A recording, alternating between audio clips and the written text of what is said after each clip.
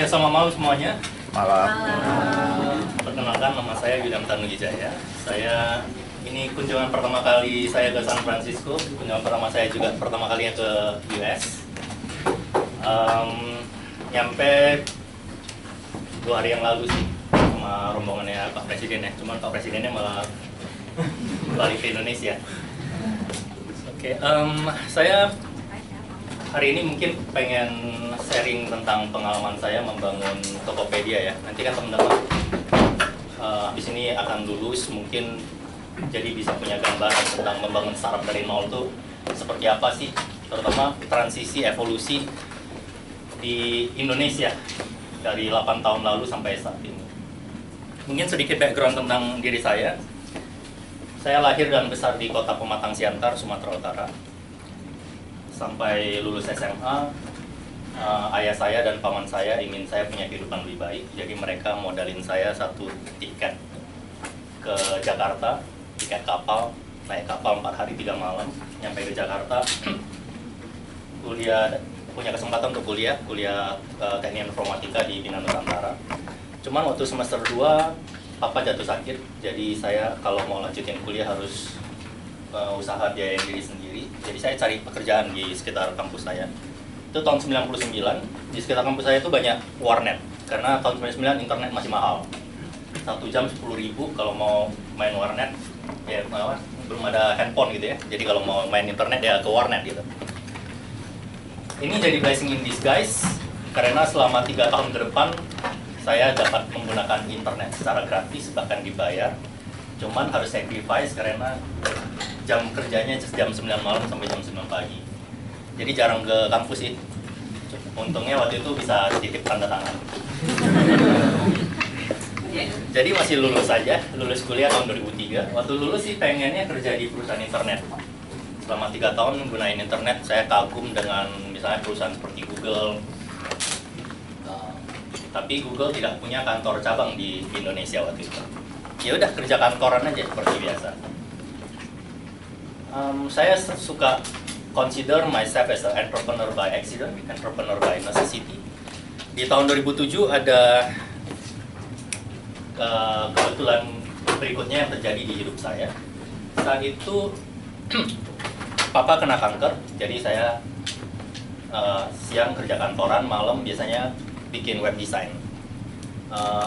Klien-klien saya umumnya biasanya perusahaan yang pengen punya company profile, jadi bikin website gitu ya.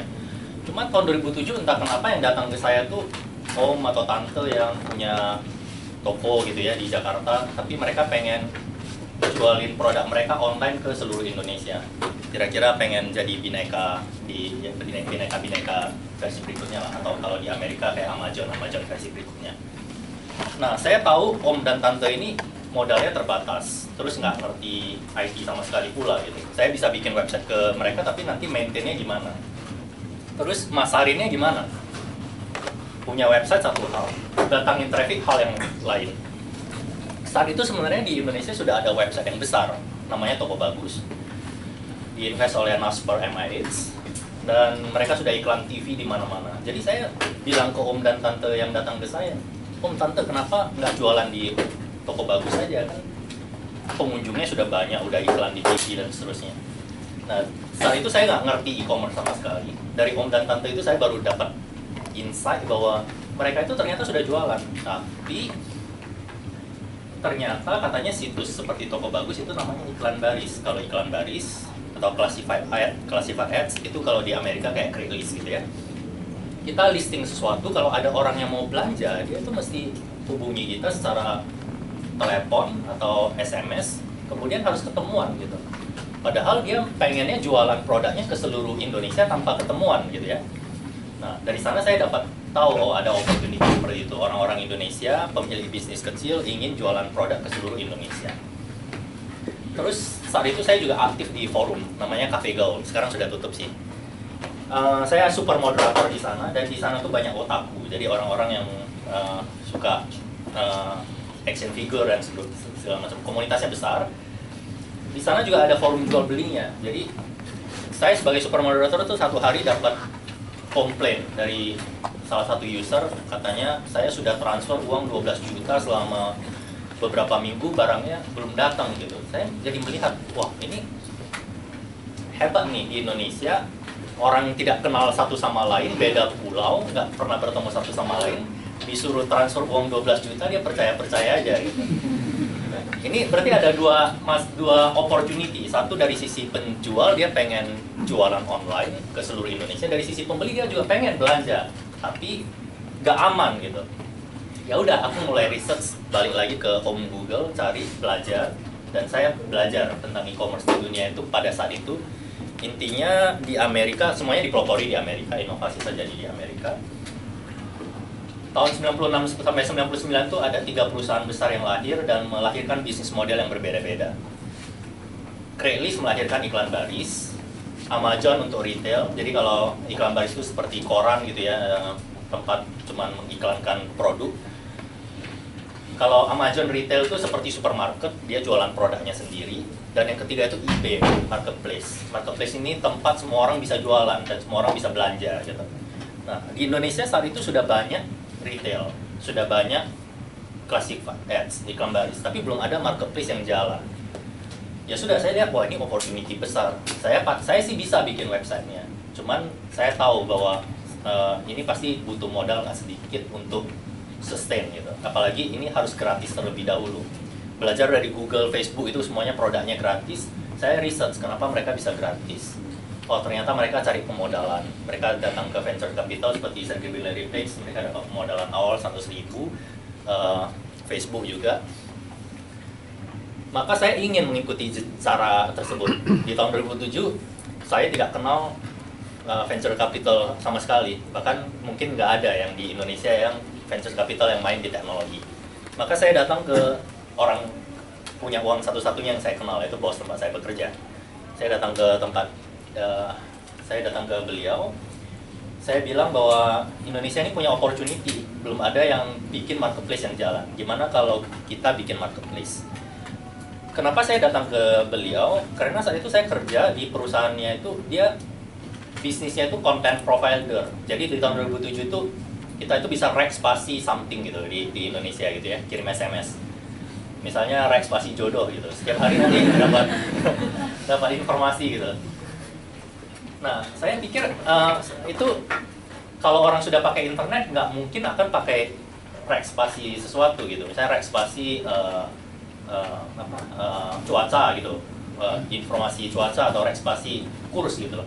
Kalau saya sebagai pengguna internet kan saya tinggal buka browser, ya sudah saya bisa dapat informasi apapun saat itu. Sudah 2 tahun saya kerja di perusahaan ini, tidak pernah satu kali pun saya rek spasi sesuatu gitu. Jadi saya sebagai orang yang kerja di sana nggak pernah satu kali pun menggunakan produk dari perusahaan tersebut. Maka padahal uang yang dikeluarkan banyak sekali. Makanya saya bilang, Pak, gimana kalau sebagian uangnya itu diinvestasikan untuk bangun marketplace? Bos saya suka idenya, cuman dia nggak pernah, mungkin kurang confident untuk invest langsung. Jadi beliau beliau memperkenalkan saya ke banyak orang-orang kaya lah, lokal. Dan saya punya kesempatan untuk pitch the idea. Tapi selama 2 tahun, 2007, 2008, 2009, no one believe on it. Nggak ada yang mau invest. Kalau saya boleh simpulkan, saat itu orang-orang yang saya ketemui akan bertanya tentang di mahal. Pertanyaan pertama mereka akan tanya, William, kalau saya invest ke kamu, nanti saya balik modalnya gimana? Bisa nggak kamu sebutkan satu orang Indonesia yang jadi kaya karena bisnisnya teknologi atau internet? Saya garuk-garuk kepala tuh, itu pertanyaan pertama. Karena kita industrinya nggak punya kisah sukses dan nggak punya role model. Pertanyaan kedua, William, jika kamu membuktikan Indonesia butuh marketplace, Indonesia butuh Tokopedia, hanya masalah waktu semua raksasa dunia akan datang ke Indonesia. You are not reinventing the wheel. You are just copying eBay. You want to create eBay for Indonesia. What if eBay comes to Indonesia? What if Rakuten, Japanese largest e-commerce comes to Indonesia? Indonesia ini sudah per dekade-dekade negara pasar. How you will fight with them? How you will compete with them? Saat itu saya nggak tahu jawabannya, tapi sekarang saya bisa jawab. Nanti saya jawab. Jadi benar kan, soal kedua juga industrinya itu nggak punya track record. Indonesia benar lagi-lagi nggak punya role model. Dan untuk pertanyaan kedua tersebut, dia rata-rata orang-orang akan bertanya tentang masa lalu saya. Dia akan bertanya 3 pertanyaan tentang pribadi saya. Mereka akan bertanya, saya dari keluarga mana? Kebetulan marga saya cukup keren. Ada konglomerat Indonesia yang marganya mirip-mirip. Tapi ternyata nggak ada hubungannya sama sekali. Ya, dari keluarga yang sangat biasa-biasa saja. Bahkan saya satu-satunya pekerja di keluarga saya karena papa sakit. Ibu cuma ibu rumah tangga. Jadi nggak ada jaminannya kalau orang memodali terus gagal, jaminannya apa? Keluarganya itu nggak bisa back you gitu. Terus yang kedua, kamu lulusan universitas mana? Mungkin kalau balik dari Harvard, Stanford, mungkin punya chance nanti kalau raksasa-raksasa besar datang ke Indonesia. Saya lulusan warnet. I didn't even speak English until 2010 gitu. Jadi ya nggak punya kredibilitas sama sekali. Terus pertanyaan yang pasti paling standar adalah, kamu sudah pernah bangun apa? Sudah pernah punya bisnis apa sebelumnya? Saya cuma kerja kantoran almost 10 years. Satu kesempatan saya bertemu dengan seorang pemodal, seorang investor yang saya look up lah. Jadi saya kagumi gitu. Karena dia adalah orang yang sudah berpengalaman invest di beberapa internet banking di Indonesia. Saya datang ke beliau dan beliau tuh waktu itu advice-nya adalah, kamu jangan mimpi tinggi-tinggi William, kamu masih muda dan muda itu cuma sekali. Benar sih. Dia mengatakan bahwa kamu bawa role model itu adalah role model dari Silicon Valley. Mark Zuckerberg, Sergey Brin, Larry Page-nya Google, Steve Jobs, mereka adalah orang-orang yang spesial. Kamu nggak spesial William.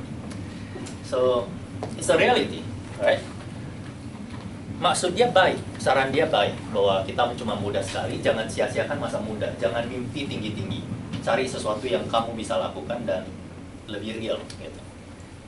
Cuman waktu itu saya marah, saya merasa mengapa orang Indonesia kalau mau memulai sesuatu di Indonesia itu dikerdilkan gitu, dianggap nggak bisa, sudah pasti nggak spesial gitu. You are not born special, you will never be special. Padahal kalau saya baca seluruh kisah Sergey Brin, Larry Page, Mark Zuckerberg, mereka juga bukan siapa-siapa sebelum mereka memulai perusahaannya dan akhirnya perusahaannya jadi sukses. Ya. They also start from nothing. So I decide I cannot give up. Waktu itu saya yakin bahwa semua orang tanyanya tentang masa lalu. Masa lalu itu sudah sesuatu yang kita tidak bisa ubah. Tapi masa depan itu masih di tangan kita. Saya belajar di sana bahwa di Indonesia memulai bisnis, membangun bisnis itu adalah tentang membangun kepercayaan. Dan membangun kepercayaan itu sering sekali orang menilai kita dari masa lalu kita. Maka itu jadi misi hidup saya. Produk Tokopedia itu harus mengubah itu. Jika saya pribadi butuh waktu 2 tahun untuk memulai Tokopedia, orang-orang yang menggunakan Tokopedia butuh waktu hanya kurang dari 2 menit. Dan ini jadi membedakan bisnis modal Tokopedia dibanding pemain-pemain e-commerce Indonesia lainnya.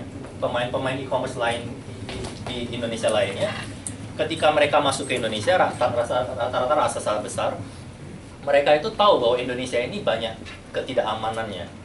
Cara mereka membuat aman adalah mereka membangun tembok tinggi. Kemudian seperti sebuah bangunan dengan tembok tinggi, kemudian mereka memilih hanya orang-orang terpilih, merchant-merchant terpilih yang sudah punya nama besar boleh berjualan di tempat dia. Kalau di Tokopedia, karena pengalaman pribadi saya, kita bikin konsepnya itu seperti kota. Semua kota atau semua kota besar menurut saya dibangun oleh pendatang. Orang cuma datang ke kotanya, terus mereka membangun kredibilitas mereka sendiri. Sebagai pengelola kota, yang kita bangun adalah infrastruktur. Bangun jalan, bangun ruko, bangun pasar gitu ya. Terus orang-orang ya sudah, mereka membangun kredibilitas mereka sendiri. Itu yang di Tokopedia lakukan, dan itu jalan sih. Saya suka mensummary perjalanan saya membangun Tokopedia ke filosofi bambu runcing. Menurut saya bambu runcing Indonesia, pejuang kemerdekaan kita suka dilambangkan dengan bambu runcing. Bambu runcing itu menurut saya melambangkan 3 hal. Courage, keberanian, perseverance, kegigihan, dan hope, harapan.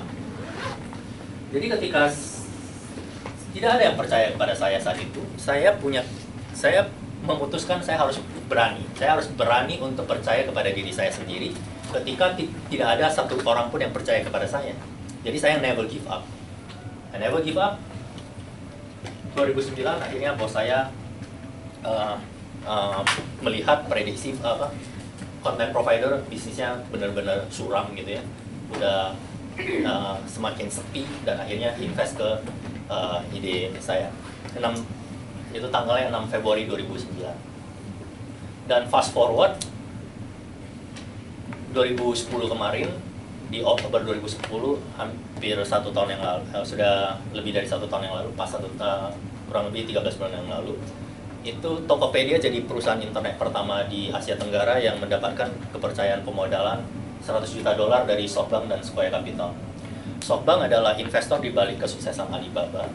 Sequoia Capital adalah investor awal-awal sekali ketika mereka invest di Google ketika Google masih kecil, di Apple, di YouTube, di Instagram, di WhatsApp. Hampir 20% portfolio di Nasdaq itu adalah investment mereka.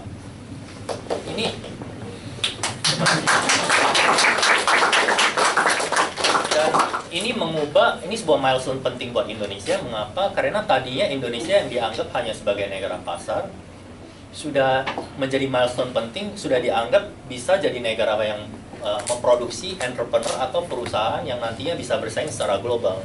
Karena SoftBank dan Sequoia Capital, mereka sudah punya portfolio di seluruh dunia. Jika Indonesia hanya negara pasar, maka duit investasi mereka lebih baik digunakan untuk mendorong portfolio mereka masuk ke Indonesia dan menggunakan Indonesia sebagai pasar. Tapi mereka tidak, mereka sudah invest ke entrepreneur Indonesia dengan harapan Indonesia, dengan kepercayaan juga, Indonesia nanti bisa mempunyai perusahaan ikonik seperti Alibaba dari China, atau Google dari US, atau Flipkart, Snapdeal dari India, dan Indonesia pasti nanti punya juga teknologi company yang homegrown entrepreneur yang bangun. Itu soal courage. Tapi mendapatkan pemodalan di awal ketika saya bisa bangun perusahaan tidak berarti langsung selesai. Itu balik ke poin kedua, perseverance, kegigihan. Hal pertama yang saya lakukan ketika saya bisa bangun Tokopedia, saya yakin bahwa ini perusahaan teknologi hanya bisa dibangun dengan manusia. Perusahaan kamu akan sebaik produk kamu akan sebaik dengan orang-orang tim yang kamu bangun gitu. Hal pertama yang saya lakukan adalah saya balik ke kampus saya, Bina Nusantara. Saya tanya ke kampus, saya mau rekrut orang, caranya gimana? Oh, katanya, wah kebetulan minggu depan ada job expo. Ya sudah, saya langsung ikut job expo. Nggak tanggung-tanggung saya sewa 2 booth besar. Waktu itu saya start dengan co-founder, jadi berdua. Saya berdiri di satu booth, co-founder saya berdiri di booth berikutnya. Kami adalah pendiri perusahaannya. Kami berusaha meyakinkan mahasiswa-mahasiswa untuk bergabung dengan kami. Saya adalah alumni universitas tersebut. Selama 2 hari tidak satu pun yang apply. Di sana saya belajar tentang realita. Padahal di depan saya ada booth bank besar, salah satu bank besar di Indonesia. Mereka hire SPG, ramai sekali boothnya.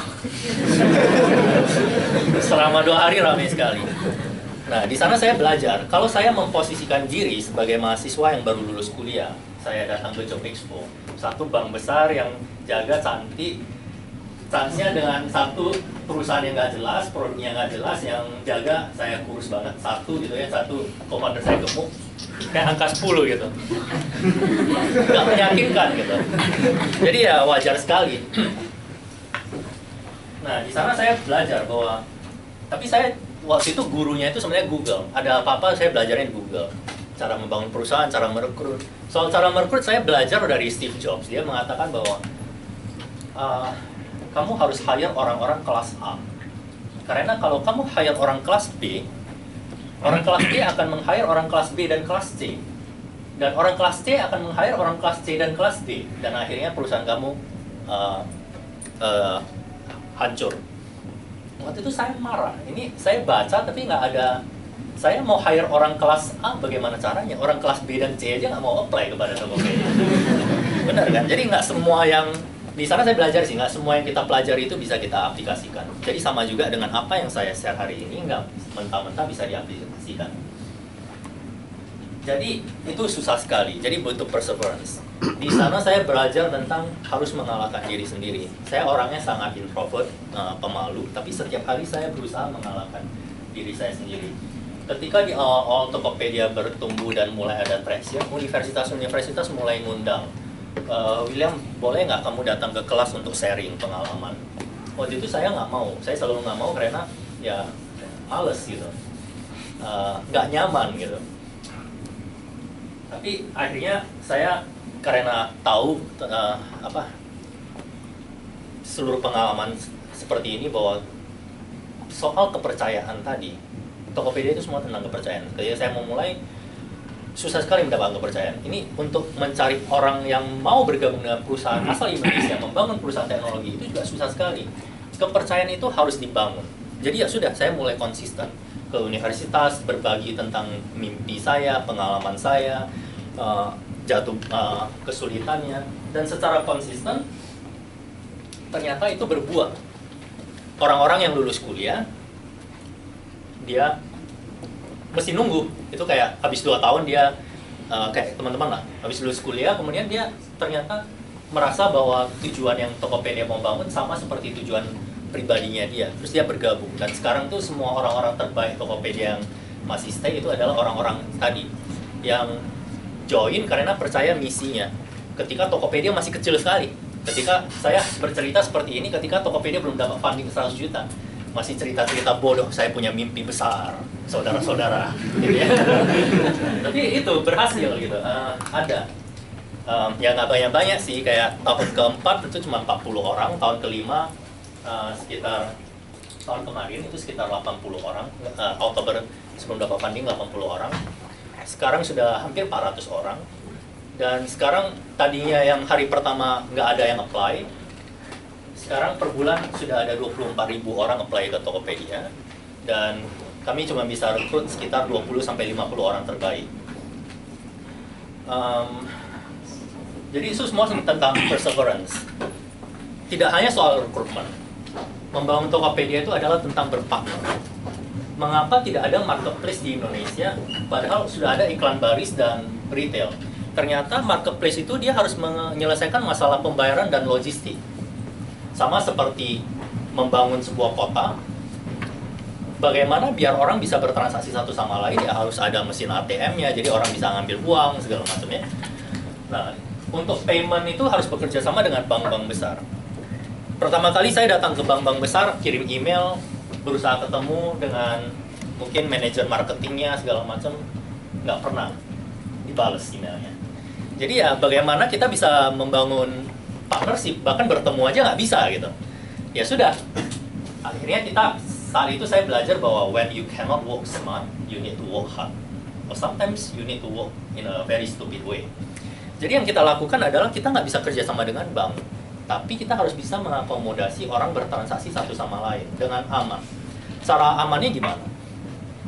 Ada satu stranger di pulau di kota Jakarta ingin berbelanja ada satu stranger dari kota Papua ingin berbelanja dari satu stranger di kota Surabaya. Mereka tidak mengenal satu sama lain. Mereka tidak bisa, kalau yang Papua nanti transfer ke Jakarta, ternyata yang Jakartanya nipu, ya sudah, dia rugi. Ya udah, caranya itu yang Tokopedia mau bangun adalah ada pihak ketiganya, perantaranya. Si pembeli dia akan transfer kepada Tokopedia terlebih dahulu. Setelah barang diterima oleh pembeli, baru Tokopedia transfer kepada penjual. Ini konsep yang sudah ada di mana-mana, seperti PayPal di Amerika, Alipay di China. Namun itu kan semua pembayarannya otomatis tuh, pakai credit card segala macam. Nah, karena bank-bank nggak mau kerja sama, ya udah kita pakai cara bodoh. Kita buka account bank di beberapa bank. Waktu itu timnya cuma, ketika kita launch 17 Agustus 2009, orangnya cuma 4 orang. 2 pendirinya, 1 CS dan 1 engineer. Ya sudah, kita bagi tugas. Ini account bank biasa. Orang tetap transfer, tapi transfernya secara manual ke bank account kita. Jadi kita mesti pakai mata cek, oh ini orang sudah transfer ya. Gitu. Nah, jadi kita mesti bagi tugas. Kebetulan saya dulunya sudah pernah hidup 3 tahun salong, ya sudah saya kebagian tugas malam. Ya udah, pantengin aja monitor, mapeng, oh ada yang transfer, senang gitu ya. Jadi itu pakai cara-cara manual gitu. Terus karena kita juga kuliahnya teknik informatika, yang cara-cara manual menyebalkan seperti itu, kita bisa lama-lama membuatnya menjadi semi otomatis. Jadi minimal kita ada aplikasinya, bisa pairing segala macam, tercatat secara sistematis dan seterusnya. Jadi semuanya itu sometimes you cannot wait until everything is proper. Gak bisa menunggu sampai semuanya itu sudah bagus gitu. Itu sebabnya tidak ada orang yang memulai marketplace karena ekosistemnya tidak ada. Ketika ekosistemnya tidak ada, ya kamu harus bangun. Ketika kota itu tidak ada, ya kamu mesti bangun satu-satu jalannya terlebih dahulu. Mungkin jalannya masih jelek gitu, belum diaspal, tapi sudah ada jalannya seperti itu. Sama dengan logistik. Saya masih ingat, logistik waktu itu kita mau ke salah satu logistik partner yang websitenya bisa tracking. Kenapa kita butuh kerjasama dengan logistik? Karena kita perlu kasih tahu. Ini kan ada konsepnya, ada escrow-nya. Bagaimana penjual menipu sudah diamankan dengan cara pembayarannya ditahan oleh pihak ketiga. Tapi pembeli juga bisa nipu. Gimana kalau pembeli sudah terima barangnya, terus dia bilang, saya nggak terima barangnya. Atau udah, dia nggak pernah sekalipun confirm bahwa saya sudah terima barangnya. Jadi uangnya itu nggak bisa diteruskan kepada penjual. Nah, untuk menangani ini, kita harus punya partnership dengan logistik. Jadi logistik itu harus kasih tahu, barang sudah sampai nih ke si pemesan gitu ya. Baru Tokopedia bisa meneruskan dananya kepada penjual. Nah, kita datang ke logistik partner. Kalau ini kan sangat sederhana ya. Kita akan bawa bisnis ke mereka. Merchant-merchant akan pakai logistik kamu. Tapi waktu itu juga mereka nggak mau kerjasama. Yang kita minta itu cuma 2 hal. Yang pertama adalah perhitungan ongkos kirim. Indonesia 17.000 pulau. Negara yang sangat unik. The largest negara kepulauan terbesar di dunia. Kita harus bisa kombinasi semua destination dan origin, kemungkinan orang belanja dari kota mana ke kota mana. Itu perhitungan ongkos kirimnya harus real time. Dan semua perusahaan logistik itu sebenarnya punya datanya, tapi mereka nggak berani kasih datanya. Dan waktu itu saya belajar, pertama mereka takut saya bagian dari konglomerat tertentu yang memang lagi mau bangun bisnis logistik. Jadi kalau mereka kasih datanya, nanti data tersebut akan dipakai untuk bangun bisnis logistik yang harganya lebih murah misalnya. Nah, jadi nggak ada yang mau kerjasama. Jadi saya pikir Indonesia ini lucu. Kalau kamu datang dari keluarga konglomerat, nggak ada juga yang mau kerjasama sama kamu gitu. Dari yang keluar gitu ya. Tapi kalau kamu bukan siapa-siapa, nggak ada juga yang percaya sama kamu. Terus ini kondisi yang sangat challenging gitu. Jadi saya merasa, waduh ini mulai bisnis di Indonesia susah sekali. Ya sudah. Itu. Yang kedua adalah tracking. Kita harus bisa tahu barangnya sudah sampai di mana. Dan sebenarnya salah satu situs logistik di Indonesia dia sudah bikin website. Bisa bikin website yang kamu bisa masukin origin, destination, nanti keluar harga ongkos kirimnya berapa. Tidak hanya itu aja, kamu bisa masukin nomor resi, nanti keluar juga trackingnya barangnya sudah sampai di mana. Nah, dia kan sudah punya teknologinya, kita datang, dia juga nggak mau kerjasama. Ya sudah, ini adalah ketika kamu nggak bisa work hard, kamu work smart. Nah, terbalik. Jadi yang kita lakukan adalah kita crawl. Kita bikin engine, kita crawl, masukin aja semua permutasi kombinasi destination dan origin, dan kita punya database-nya, kita masukin ke database kita. Nah, sekarang kita sudah punya database-nya. Kemudian kita bikin sistem tracking. Kalau orang trade di Tokopedia, kita sebenarnya di back-end-nya itu nge-hit website-nya dia, masukin nomor resinya, dapat datanya, kita parsing balik ke website kita, kita tampilkan, jadi kesannya kita sudah kerjasama seperti itu. Nah, terus setiap bulan kita kirim report. Bulan ini kamu transaksinya segini, gitu. Dari Tokopedia, gitu. Traffic kita kan makin lama makin tinggi. Website mereka down terus. Karena traffic kita, mereka bukan, ya, kan nggak kerjasama gitu kan. Traffic kita jadi traffic mereka gitu, jadi mereka down. Jadi mereka lihat, oh ini IP kurang ajar nih di blok gitu. Ya udah kita beli IP baru, kita tembak dia lagi. Sambil kirim terus proposal, kita mesti kerjasama. Kita benar nih bawa real business ke kamu. Sampai 3 tahun. 3 tahun akhirnya bisa ketemu direksi mereka dan akhirnya kerjasama. Sekarang kita sudah jadi partner yang mungkin kontribusi sangat signifikan dan Tokopedia saat ini sudah berpartner dengan 11 satu-satunya perusahaan marketplace di Indonesia yang berpartner dengan 11 logistik partner secara teknologi. Jadi itu tentang perseverance. Dari ekosistem yang tidak ada, kamu bisa bikin jadi ada. Pembayaran juga sama, dengan perbankan-perbankan sekarang kita sudah support semua perbankan, bahkan inovasi-inovasi baru lahir. Misalnya bisa belanja di Tokopedia, dan kamu bisa bayar pakai cash. Kamu nggak punya kartu kredit, kamu nggak punya kartu debit, kamu bisa ke Indomaret bayar pakai cash gitu.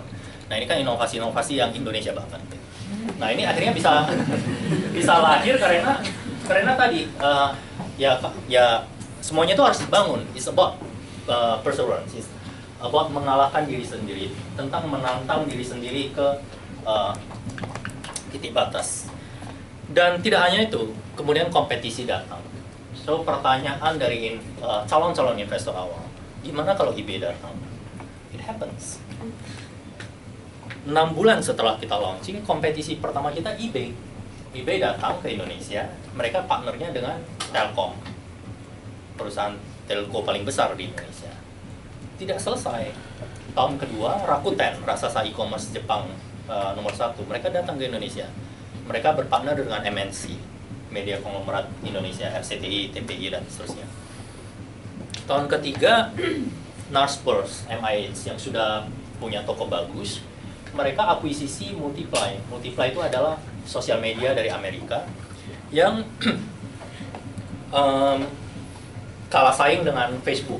Jadi mereka uniknya masih punya banyak pengunjung dari Asia Tenggara, terutama dari Indonesia. Jadi idenya adalah Naspers MIH akan membeli Multiply dan memindahkan headquarternya dari Amerika ke Jakarta untuk menjadi marketplace Asia Tenggara. Ide yang sangat bagus karena usernya sudah banyak. Tahun keempat, Rocket Internet masuk ke Indonesia. Tahun kelima, SK Group, raksasa dari konglomerat dari Korea, berpartner dengan Axiata, telco ketiga di Indonesia, meluncurkan 11-nya. Jadi dari tahun ke tahun bisa dilihat persaingannya itu makin dahsyat, dan secara di atas kertas tidak mungkin Tokopedia bahkan punya peluang untuk bisa bersaing. Mengapa? Karena eBay, Rakuten, Naspers, Rocket, SK, mereka itu sudah punya know-how. Mereka sudah sukses di negara mereka sendiri. Mereka sudah besar, bahkan jadi sebuah perusahaan yang global. Mereka sudah punya teknologi. Mereka juga punya modal yang besar. Dan tidak hanya itu, di Indonesia mereka punya kekuatan distribusi dengan berpartner joint venture dengan perusahaan-perusahaan yang sudah berdekade-dekade ada di Indonesia. Sudah punya network luas di mana-mana. Inilah pertanyaan tadi yang kedua. Balik lagi, saya bisa bilang mengapa Tokopedia bisa survive? Karena menurut saya, we are the luckiest generation ever. The one that live in internet era is the luckiest generation ever. In internet era, everyone, even underdog, has a chance to challenge the status quo against all the odds. If you can survive long enough, you can be the winner. Contoh, Google. Google ketika mereka berdiri sebagai challenger of status quo. Mereka bukan search engine pertama di dunia. Sudah ada Hasta La Vista, sudah ada Yahoo. Mereka datang lahir untuk mengalahkan status quo karena Yahoo menurut mereka jelek, karena Hasta La Vista menurut mereka jelek gitu. Jadi sebab challenging the status quo against all the odds juga. Yahoo sudah perusahaan besar sekali waktu itu. Sergey Brin, Larry Page hanya sedang mengerjakan tesisnya di Stanford, dan mereka sempat pitching ke Yahoo kan. Bahkan Yahoo menolak untuk invest di Google. And now you see Google compared to Yahoo, right? So that's the beauty of internet era. In internet era, everyone has a chance. It's about challenging the status quo. Facebook juga sama. It's not the first social media in the world. Sudah ada MySpace sebelumnya. Juga sama. It's about challenging the status quo. Chat platform, lihat. Di Indonesia, terutama Indonesia ya. Indonesia itu harus kekinian banget gitu. Tekanan sosialnya itu besar gitu. Misalnya di kantor saya, walaupun anak-anaknya udah kayak keluarga gitu ya, bahan bulinya itu selalu ya ini model-model kekinian. Ketika ada orang terakhir yang masih menggunakan BlackBerry, itu setiap hari diomongin sampai akhirnya pindah gitu. Nah, jadi itu tekanan sosialnya besar. Jadi tidak ada satu teknologi atau satu produk yang aman gitu. Chat platform, saya melalui proses. Dulu saya waktu kerja di warnet, chat platform tuh MIRC, kemudian ICQ. Sekarang nggak ada yang pakai seperti itu gitu. Ketika saya kerja kantoran 10 tahun, Yahoo Messenger, MSN Messenger. Sekarang juga udah hilang gitu. Ketika saya mulai bangun Tokopedia, masuk ke internet segala macam, orang pakai BBM segala macam. Sekarang BBM juga, ya, gitu. Nah, itu berubah terus gitu. Jadi itu very that's about the internet era. Everyone has a chance. Everyone can challenge the status quo, tapi itu juga kita harus stay to become the underdog, harus terus staying paranoid gitu ya.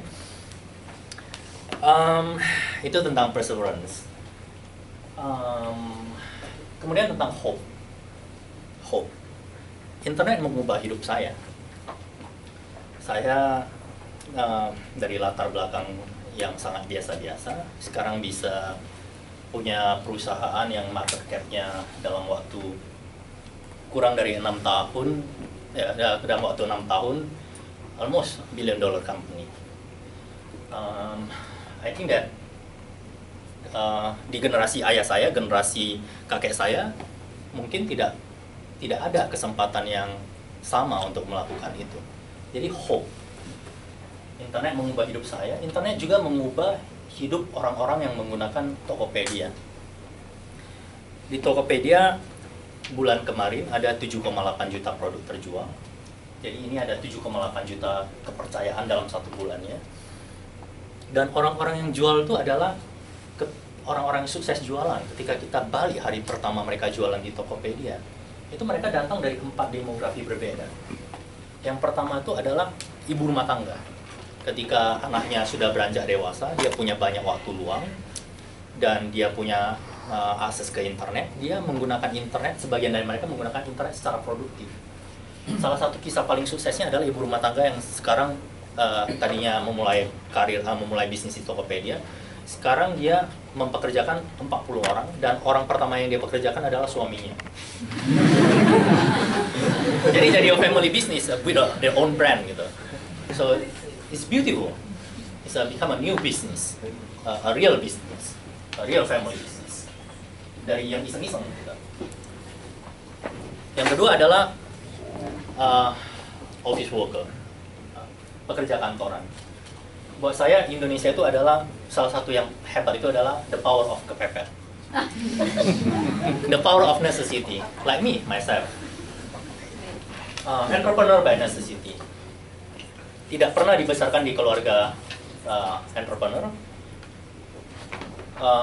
Mesti kerja 2-3 kerjaan karena kebutuhan keluarga, karena harus mengobati, harus paying a bills misalnya.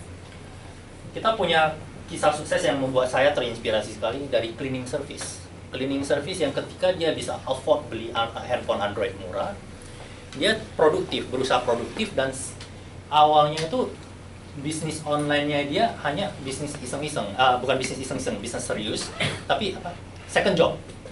Dia main jobnya cleaning service, ini adalah uang tambahan, uang saku tambahan, buat bantu-bantu bayar bills dan segala macam. Tapi ternyata lama-lama second job ini income-nya lebih besar dari main job-nya dia. Akhirnya dia bisa tinggalkan main job-nya dia, dan sekarang dia jadi entrepreneur yang mempekerjakan 3 orang. Dari cleaning service jadi entrepreneur yang mempekerjakan 3 orang. Ibu rumah tangga jadi bisnis, real bisnis, family business yang mempekerjakan 40 orang. It's life changing. Yang ketiga adalah mahasiswa-mahasiswi, atau bahkan kita punya anak SMP yang jualan. Biasanya mereka jualan yang produk yang mereka suka, hobi misalnya. Ada yang jualan mainan, ada yang jualan kerajinan tangan. Jadi istilah Etsy. Mereka bikin kerajinan tangan, mereka jual. Ada brand-brand baru lahir di sana. Ini juga bagus sekali. Baru yang keempat adalah Pap and Mom Store. Orang-orang yang punya toko di Tanah Abang, Mangga 2, sekarang mereka jualan bisa expand.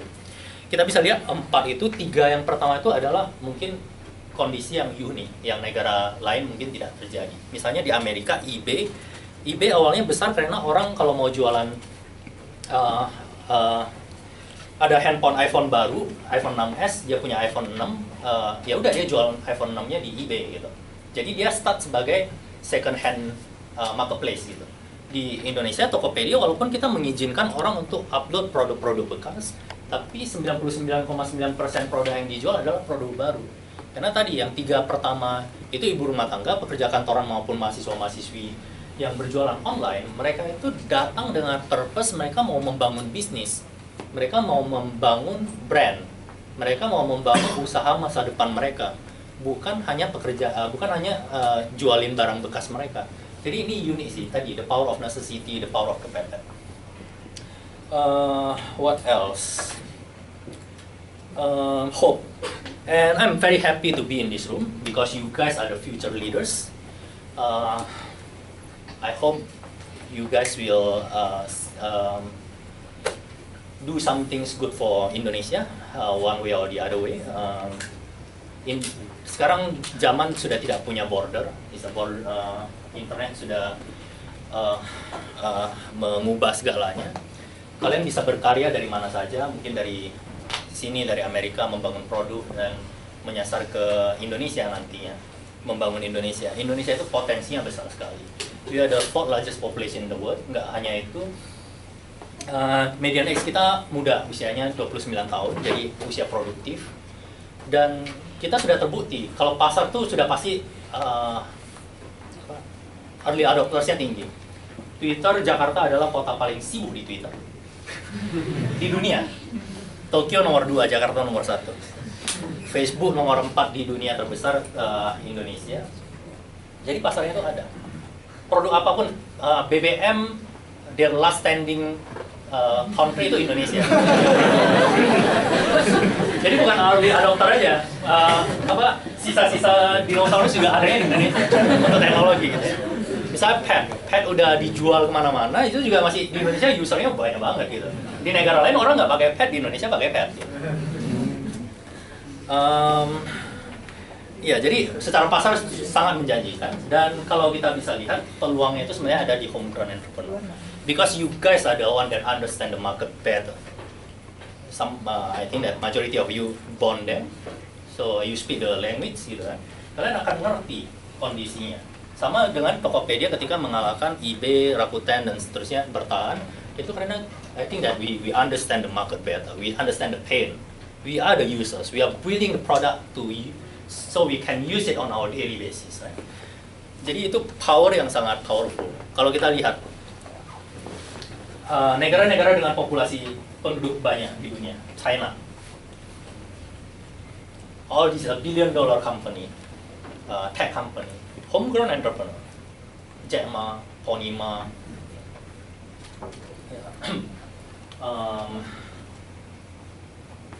India misalnya, Flipkart, Snapdeal, it's all homegrown entrepreneur. Indonesia start to be there. Contohnya Presiden Jokowi. My purpose here actually because Pak Presiden mengundang 4 tech entrepreneur Indonesia untuk datang ke Silicon Valley untuk bertukar pikiran dan belajar gitu. Bukan hanya saya, ada Nadim, ex Harvard, Gojek, Ferry, Traveloka, Andrew Darwis, Kaskus. So kondisinya sudah berbeda. 8 tahun lalu gak ada visi di Indonesia. Sekarang visi berlomba-lomba di Indonesia. Jadi cari funding itu mudah banget. 6 tahun lalu ketika saya mulai cari kandidat susah banget. Sekarang like Tokopedia, we have 24,000 candidates. And we are hiring anyway. So if you guys look for opportunity, then shoot me email william@tokopedia.com. Kalau mau start something, then no is also the right timing. Gitu. See like Ferry, Traveloka, Nadim, Gojek. If you can find something unique and something that you really believe, jadi ini benar-benar hope. Bukan hanya hope dari negara ke kalian, kalian juga bisa punya hope besar untuk bisa jadi kontribusi besar di sejarah kedepannya Indonesia. Because you guys are the future. Apalagi ya, perhaps before the Q&A, I just want to close this with ketika saya mulai karir saya untuk membangun Tokopedia, advice yang saya dapatkan adalah, William, kamu masih muda, jangan mimpi besar-besar, jangan mimpi tinggi-tinggi. Saya hanya ingin mengingatkan kalian semua, the founding father of our nation. I'm a founder, so I respect a lot of founder, and one of the founder that I respect is the founder of our nation, Insinyur Soekarno. He used to say this: mimpilah setinggi langit, jika engkau jatuh, engkau akan jatuh di antara bintang-bintang.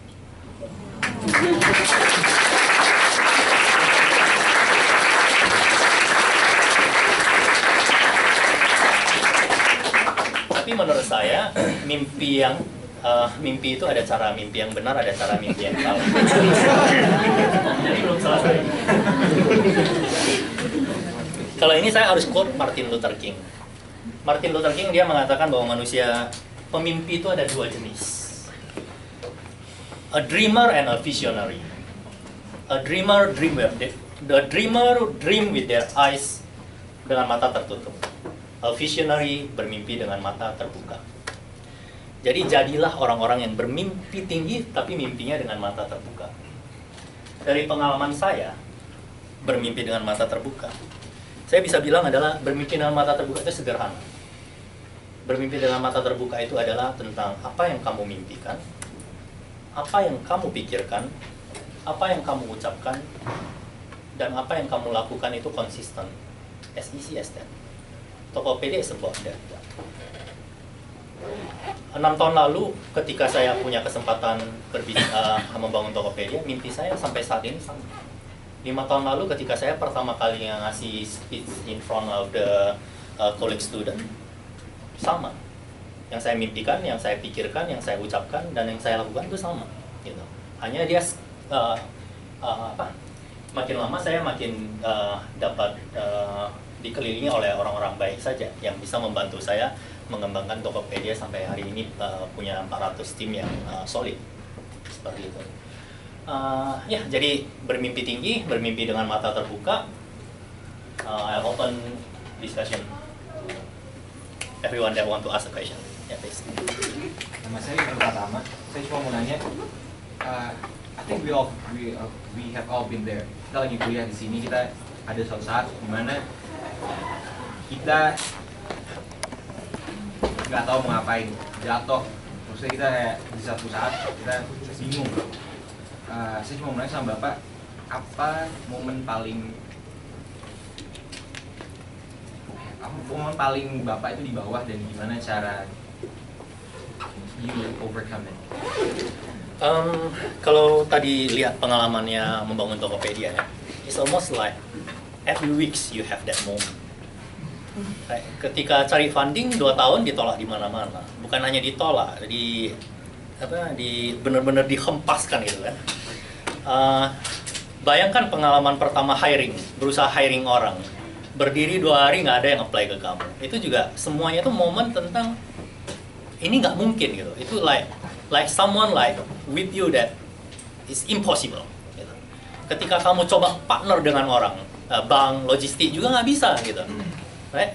And when you start your business, all the giants come.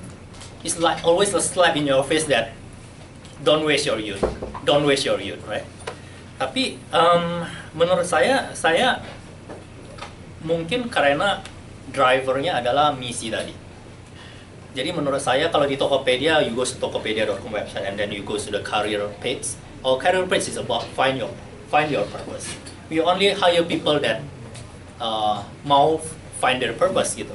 Menurut saya semua orang tuh harus menemukan purpose mereka. Misi hidup mereka apa? Kalau kamu punya misi, tidak akan ada tantangan yang cukup besar untuk kamunya memutuskan kamu menyerah gitu. Tadi misi saya adalah saya tahu membangun bisnis di Indonesia itu susah dan harus ada, dan saya tadi soal hope juga, saya tuh punya harapan bahwa generasi berikutnya itu tidak lagi ketika mereka ingin memulai sesuatu, mereka harus dihadapi oleh 5 pertanyaan yang tidak penting tadi, yang sama sekali tidak penting tentang masa lalu gitu. Padahal masa lalu sudah tidak bisa diubah gitu. Kalau ada role model, mengapa di Amerika tidak ada orang yang menertawakan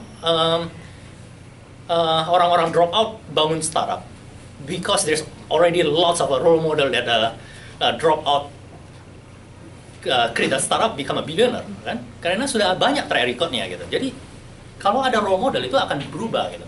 Jadi itu drivernya saya, bahwa saya ketika ada momen-momen seperti itu nggak boleh nyerah gitu. Dan saya ingat kalau di momen seperti itu harus ingat Henry Ford. Saya senang baca, jadi menurut saya baca itu bagus. Saya orangnya introvert, jadi saya senang baca, dan dari baca itu kamu dapat banyak wisdom. Henry Ford mengatakan seperti ini, whether you think you can or whether you think you can't, you are both right. Jadi di momen-momen seperti itu percabangan. Kamu bisa milih. Kamu pikir kamu bisa, kamu benar. Kamu pikir kamu nggak bisa, kamu juga benar. Gitu. Jadi kalau kamu memilih untuk menyerah, kamu benar. Hari itu juga kamu gagal. Tapi kalau kamu memilih kamu akan mencoba, kamu mungkin hari ini salah karena kamu gagal. Besok kamu mungkin salah, kamu gagal. Tapi mungkin satu hari nanti kamu buktikan bahwa kamu itu ternyata benar. Gitu. Karena kamu bisa. Gitu. Dan Tokopedia itu tentang itu. 2 tahun pertama cari funding gagal. Tahun pertama cuma bisa meyakinkan 2 orang untuk bergabung. Semuanya berubah. Tidak mampu meyakinkan partner sama sekali untuk bergabung di tahun pertama. Semuanya berubah dengan tadi, perseverance. Tadi saya mungkin ini saya bisa mengingatkan kembali soal kenapa filosofi bambu runcing. Karena bambu runcing itu tentang itu. Bambu runcing itu adalah tentang having a courage. Punya keberanian untuk menantang status quo. Pejuang-pejuang yang punya pakai bambu runcing, dia nggak ada pilihan. Kalau dia punya AK-47, dia akan pakai AK-47. Karena dia nggak punya pilihan lah, dia mesti pakai bambu runcing gitu kan. Jadi dia mesti punya modal courage to challenge the status quo against all the odds. Against all the odds, dia mesti punya perseverance, to have a perseverance against all the odds. And to hope you will survive long enough to gain that Independence Day.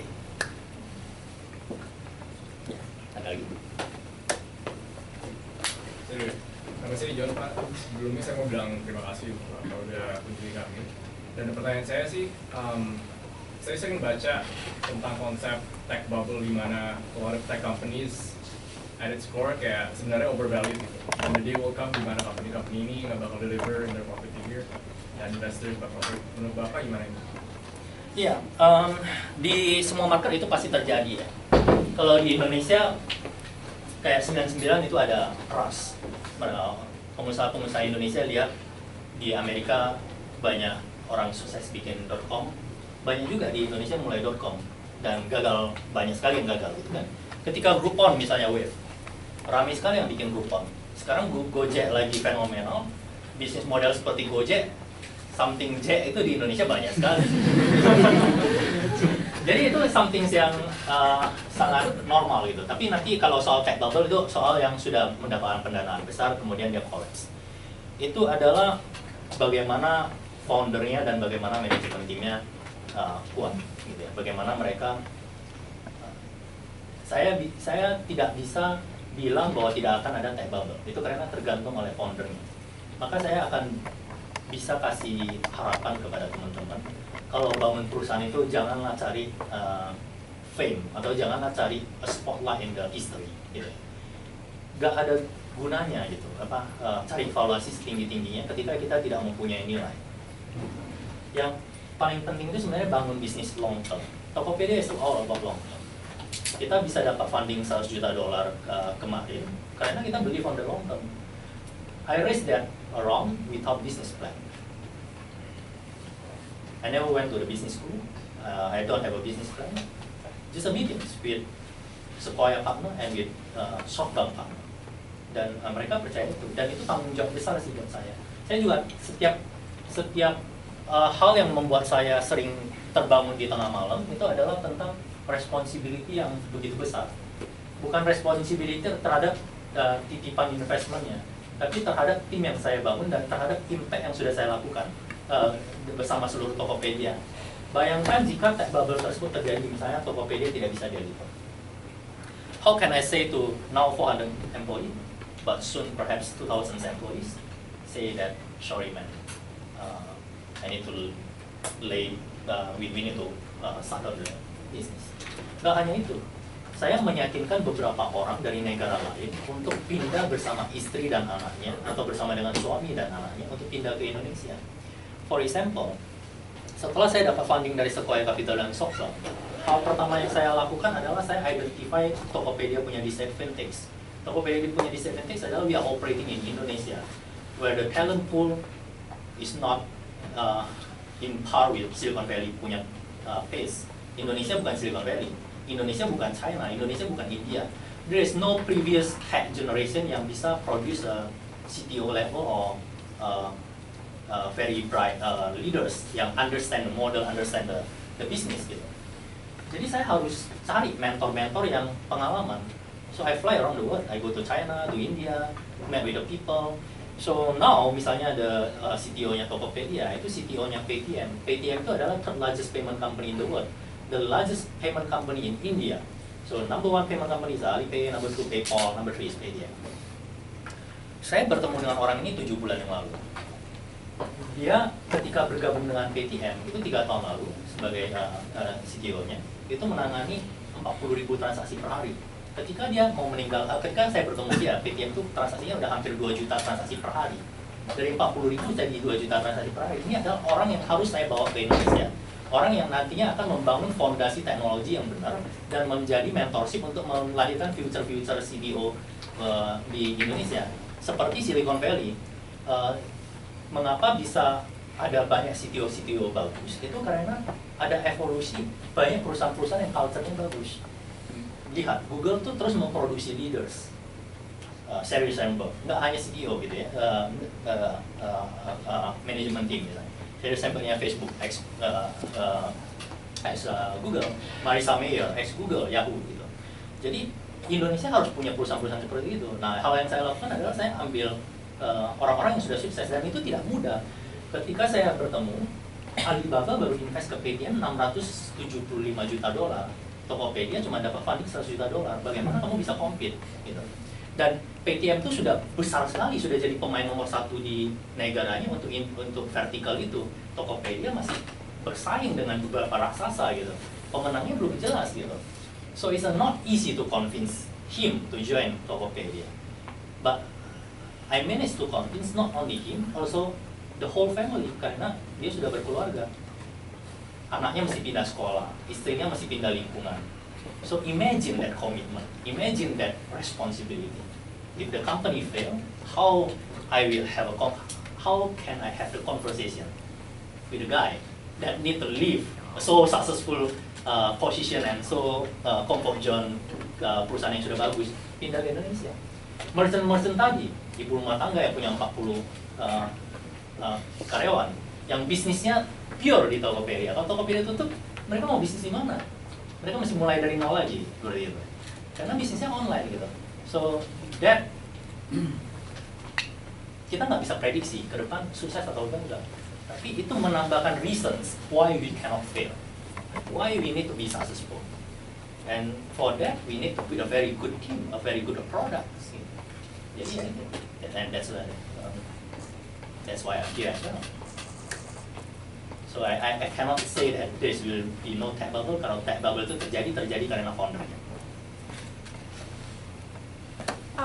Saya pertama-tama saya pengen bilang saya kagum dengan Bapak dari awal memulai startup. Selama 2 tahun mencari investor nggak berhasil. Tapi bagaimana Bapak menemukan that courage, that something that you build is gonna be something big. That hope and that courage. Karena saya tahu sebagian besar orang yang mulai startup dan awal-awal yang nggak menemukan investor tuh sebagian besar choose to give up. Tapi kenapa Bapak tetap berusaha untuk kayak Bapak percaya kalau itu akan menjadi? I don't know, perhaps I'm just stubborn. I think that it's all related to my previous answer.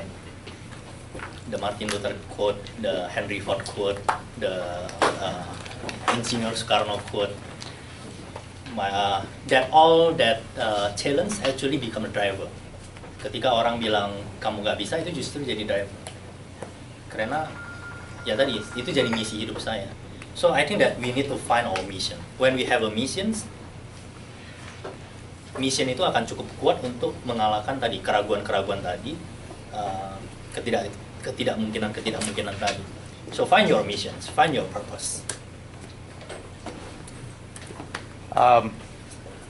Saya tertarik dengan cara Anda tadi bicara kalau 2 tahun tidak bisa ketemu funding, finally kok $100 juta. Mungkin bisa di-share di sini sedikit ceritanya bagaimana. So, apa yang dilakukan, bagaimana caranya juga sehingga joint venture capital ini yakin untuk invest segitu besar dana di perusahaan yang umurnya masih baby, masih sangat belum ada history dan track recordnya maaf, track record dan historinya belum panjang gitu, sehingga kok tahu-tahu yakin sekali mereka $100 juta. Iya, mungkin saya harus luruskan terlebih dahulu. Saya mulai punya ide tahun 2007. Ya. Biar timelinenya sinkron. 2007, tapi saya tahu butuh dana, makanya saya datang ke bos saya untuk cari pendanaan, diperkenalkan kepada seluruh local REITs, tapi gagal dapat pendanaan. 2009 akhirnya bos saya invest. Akhirnya saya bisa mulai Tokopedia. Setelah itu sebenarnya setiap tahun saya cari funding. Kenapa? Karena waktu itu eBay seluruh raksasa masuk Indonesia. Dan saya butuh exposure, saya butuh belajar dari orang-orang yang punya pengalaman. Saya butuh know-how. Waktu itu sebenarnya tahun 2010 ada kebetulan yang sangat baik, yaitu Yahoo membeli Kopro. Dan jadinya ada beberapa VC dari Amerika datang ke Indonesia. Dan sebenarnya saya punya kesempatan untuk bertemu dengan mereka. Tapi waktu itu bahasa Inggris saya hancur banget. Sekarang hancur, dulu hancur banget. Jadi mereka nggak ngerti saya ngomong apa. Akhirnya saya ketemu investor dari Jepang. Investor Jepang bahasa Inggrisnya juga hancur. Sama. Jadi kita ngomongnya itu hampir-hampir telepati gitu. Ketemu di tengah, tapi itu jadi berkah. Kenapa? Karena habis itu saya punya partner yang sayanya setiap bulan harus berusaha berkomunikasi tidak dalam bahasa Indonesia. Jadi saya bisa improve bahasa Inggris saya pelan-pelan. Dan setiap tahun itu sebenarnya Tokopedia terus dapat funding. Tokopedia adalah satu-satunya perusahaan di Indonesia, teknologi Indonesia, yang setiap tahun tanpa berhenti mendapatkan funding sampai tahun kemarin. Jadi 2009 dari bos saya, 2010 dari East Ventures, kita adalah portfolio pertama di East Ventures di dunia. 2011 dari Cyber Agent Ventures, Tokopedia juga perusahaan pertama portfolio dari Cyber Agent Ventures di Indonesia. Portfolio mereka lainnya adalah KakaoTalk.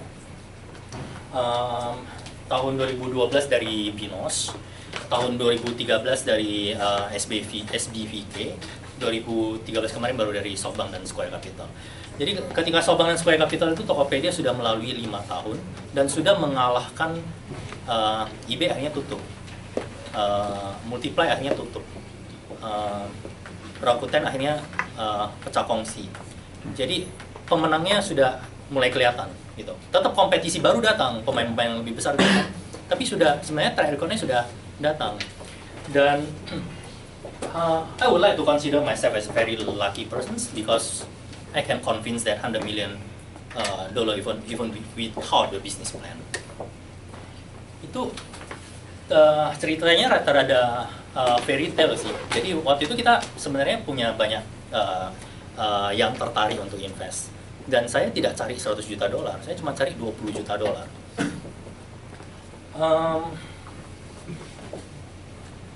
Tanggal 29 Oktober saya dapat telepon dari SoftBank. Jadi balik lagi, mungkin saya harus flashback, tahun 2013 saya diundang ketemu pendiri SoftBank, Masayoshi Son, orang paling kaya nomor 1 di Jepang saat ini.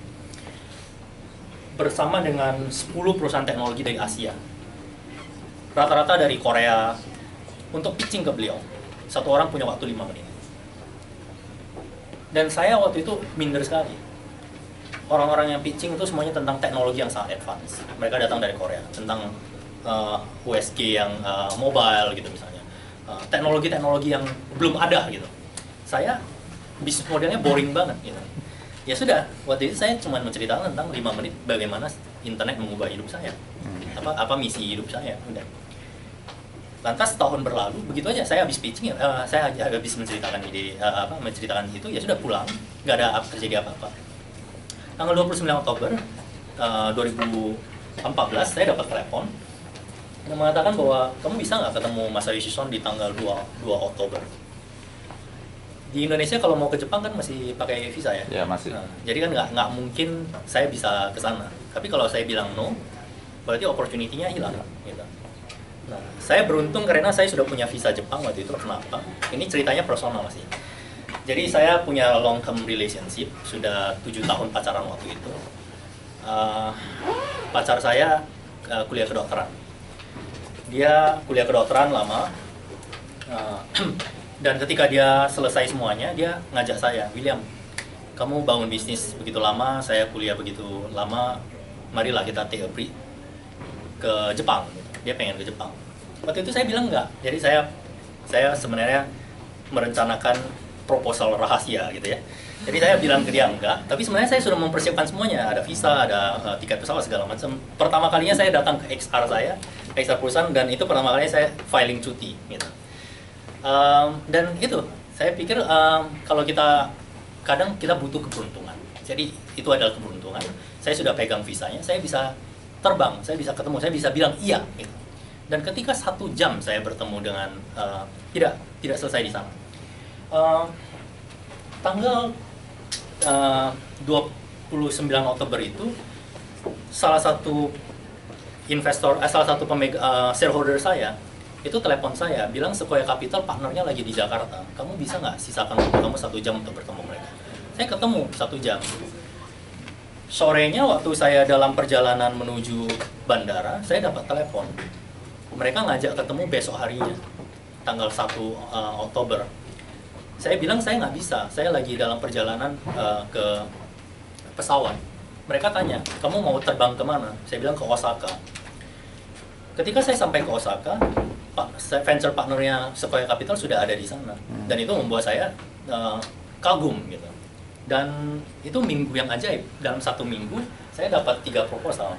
2 proposal ke saya, 1 proposal saya ke orang gitu. Dan semuanya berakhir dengan yes gitu. Jadi ya itu sometimes you need luck sih, and luck is about preparation and speed with opportunity. And I'm lucky enough to have that opportunity, and just prepare. Good things that I can share is when I met with all of them, never once they ask about my past. They always ask about my vision. What you want to build for the next 5 years? What do you want to build for the next 10 years? So that's why have your purpose, have your vision. Saya mau nanya buat DCC startup. Say there's 2 types of investment in startup.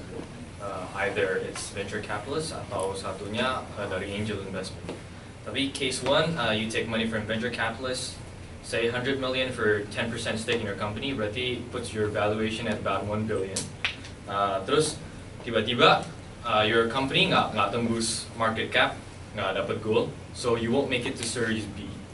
So there goes hence end the investments, and then akhirnya pasti di handout acquisition letter dari venture capitalist, and then they take your idea for granted.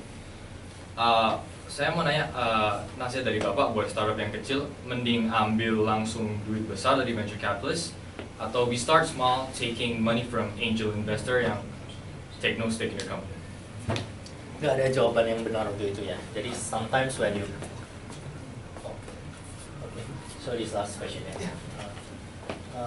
Nggak ada yang jadi tergantung. In some industry that you need to take risk karena kompetisinya begitu besar dan kamu butuh dana tersebut untuk compete gitu ya. Tapi kalau dari saya sih pribadi, saya percayanya bangun perusahaan itu jangan bangun valuasinya. Jadi kamu harus bangun nilainya. Kayak tadi itu jangan ambil angka nilai yang besar, tapi ambil